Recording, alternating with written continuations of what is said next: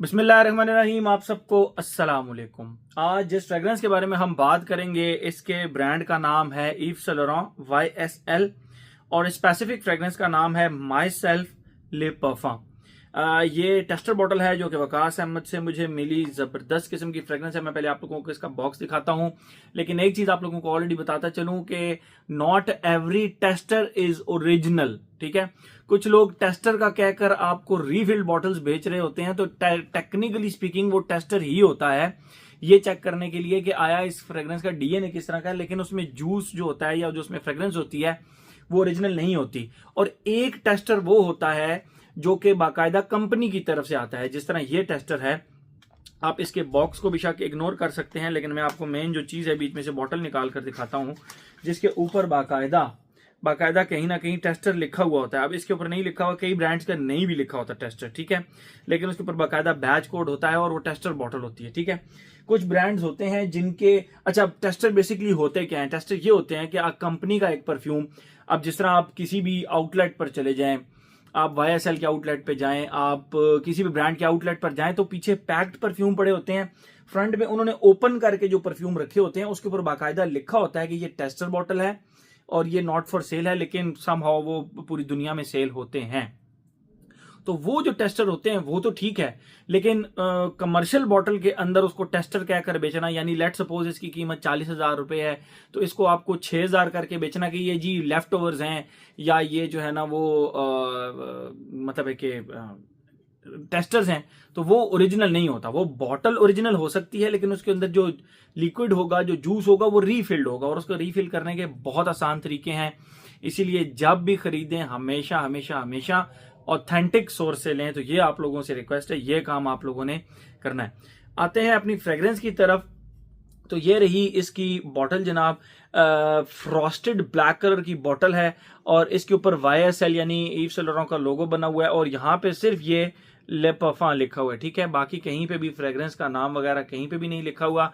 Cap के ऊपर भी YSL लगा हुआ है और बाकी ये बॉटम पे इसका बैच कोड है जो कि आप देख सकते हैं 38Y205202D 38Y202D। I don't no अब इसका बैच कोड, मतलब आप चेक फ्रेश पे जाके लिखेंगे तो आपको ईयर ऑफ मैन्युफैक्चरिंग पता लग जाएगा। ठीक है, ये इसकी टोटल बॉटल होगी और ये बेसिकली माई सेल्फ का ले परफम एडिशन है। ठीक है, ये इसका सिल्वर कलर का स्प्रे हो गया और स्प्रे के ऊपर लोगो वगैरह नहीं है ईव सेंट लॉरेंट का, एंड दैट्स इट। जबरदस्त किस्म की बॉटल है। मैंने इसके YSL के ले परफम YSL का जो है ना माई सेल्फ EDP, उसका रिव्यू ऑलरेडी अपने चैनल पर डाला हुआ है। ये उसका नेक्स्ट वेरिएंट था और इसके बारे में लोग ज्यादा रिक्वेस्ट कर रहे थे कि दिल भाई इसका रिव्यू बनाएं। वो EDP तो इतना कोई खास है या नहीं है, लेकिन ये बहुत अच्छा है। अच्छा, मुझे इसको इस्तेमाल करके समझ आई कि लोग क्यों इसके बारे में इतना कहते थे कि इसके बारे में रिव्यू बनाएं। उसकी रीजन इसकी बहुत ही प्यारी और बहुत ही अट्रैक्टिव किस्म की एक खुशबू। जैसे कि ईव सेंट लॉरेंट आपको पता है एक डिजाइनर ब्रांड है, इनकी काफी एक लंबी रेंज है फ्रेग्रेंसेस की। जैज हो गया, लनोई दलोम हो गया, YEDP हो गया, उसके बाद देयर आर सो मैनी। आप उनको जब काउंट करने बैठते हैं तो आपको पता लगता है। और एक रिप्यूटेड ब्रांड है, नॉट जस्ट इन बाकी फैशन डिजाइनिंग के अंदर, बट फ्रेग्रेंसेस के अंदर भी एक बहुत ही वेल रिप्यूटेड ब्रांड है। इनकी फ्रेग्रेंसेस एक से बढ़कर एक होती हैं। ठीक है, आते हैं अपनी इस फ्रेग्रेंस के बारे में, इसकी खुशबू के बारे में। तो जैसे ही आप इस फ्रेग्रेंस को लगाते हैं, इसके स्टार्ट में आपको एक सोपी खुशबू प्लस उसके साथ जैस्मीन की एक खुशबू आती है, जो कि आप कह सकते हैं कि जो रूह मोतिया, अगर आप लोगों ने अतर कभी लगाया हो रूह मोतिया, तो वो जो उसके अंदर से एक मोतिये के फूल की एक स्पेसिफिक सी खुशबू आ रही होती है, उसको आप थोड़ा सा लक्स के साथ ऐड करके थोड़ा सा उसको सोपी कर दें। ठीक है, रूह मोतिया प्लस सोपी सी है खुशबू। यहां पर आपको समहाउ थोड़ा सा फील होगा कि ये थोड़ी सी फेमिनिन साइड पे लीन करती है, बट कम ऑन, मेल्स भी फ्रेग्रेंसेस लगाते हैं जो फ्लोरल फ्रेग्रेंसेस होती हैं। तो ऐसा नहीं है कि आप एक फ्रेग्रेंस को सिर्फ इसलिए अवॉइड करेंगे ये फ्लोरल है तो इसमें जरा फेमिनिन टच थोड़ा सा ज्यादा आ रहा है। नो, आपका दिल है, आप उसको लगाएं, दिल खोल कर लगाएं उस फ्रेग्रेंस को। तो जेंडर टैग फ्रेग्रेंसेस के ऊपर नहीं।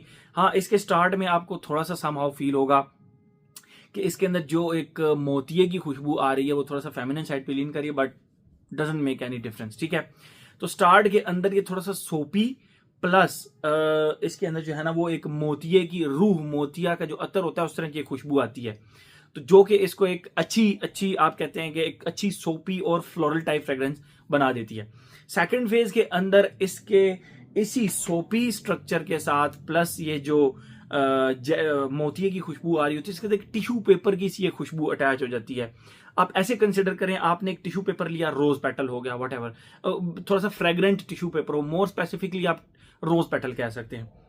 उसके अंदर आपने कोई भी सोप रखा, उसके साथ थोड़े से मोतिये के फूल रखे और उसको बंद करके ना आपने उस टिश्यू पेपर को खुशबू किया, तो वो जो टिश्यू पेपर के अंदर से एक आपको जबरदस्त किस्म की सोपी प्लस टिश्यू पेपर की प्लस जो एक मोतिये के फूल की खुशबू आ रही होगी, वो इसके सेकंड फेज में आपको फील होगी। और इसी तरह फिर इसकी खुशबू चलती रहती है, बल्कि ड्राई डाउन में जब ये पहुंचता है तो ये शुगरी स्वीट टिश्यू पेपर की खुशबू बन जाती है। I repeat, sugary sweet tissue paper की खुशबू रह जाती है और हल्का फुल्का पीछे 10 to 20% मोतिये की खुशबू इसके अंदर से आ रही होती है। अब जो स्वीट टिश्यू पेपर मैंने आपको बताया, क्रश्ड शुगर को अगर क्रश करके आप टिश्यू पेपर के अंदर रख के उसको खुशबू करें ना, तो जो टिश्यू पेपर की एक पेपरी सी खुशबू प्लस स्वीट शुगर की खुशबू प्लस जो मोतिये की खुशबू है वो इसका ड्राई डाउन बनता है। ठीक है, ये तो होगी इसकी खुशबू।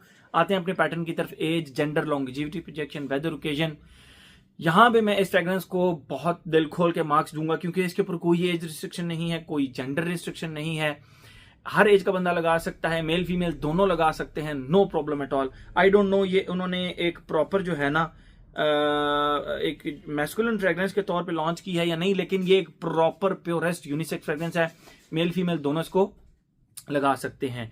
जहां तक बात आई लॉन्गेविटी प्रोजेक्शन की, हाँ ये एक परफ्यूम की याद भी आपको दिलाती है, वो भी बताता हूं, लेकिन उससे पहले मैं आप लोगों को इसका वो बताऊंगा कि लॉन्गेविटी प्रोजेक्शन 12 घंटे तक भाई इसने मुझे लॉन्गेविटी दी। इसीलिए मुझे लग रहा है कि लोग कह रहे थे कि दिल भाई इसका रिव्यू सबसे पहले बनाए, इसका रिव्यू बनाइए, बहुत ही कमाल की फ्रेग्रेंस है ड्यू टू इट्स लॉन्गेविटी।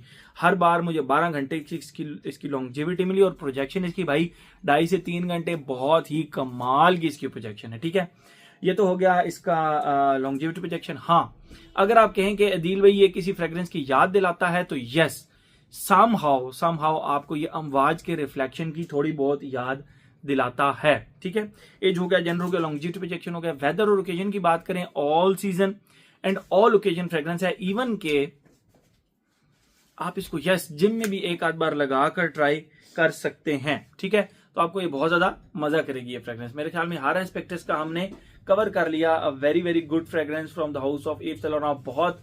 बहुत ही कमाल की फ्रेग्रेंस है। आप YSL है, जाहिर बात है इनका एक रेपुटेशन है, तो ये उस रेपुटेशन को खराब नहीं करते, जाने नहीं देते, तो उस रेपुटेशन को उन्होंने इस फ्रेग्रेंस के अंदर भी कायम रखा है। ठीक है, तो मेरे ख्याल में हर एस्पेक्ट्स का हमने कवर कर लिया। तो ये था जी हमारा YSL का my self lip perfume. Thank you so much.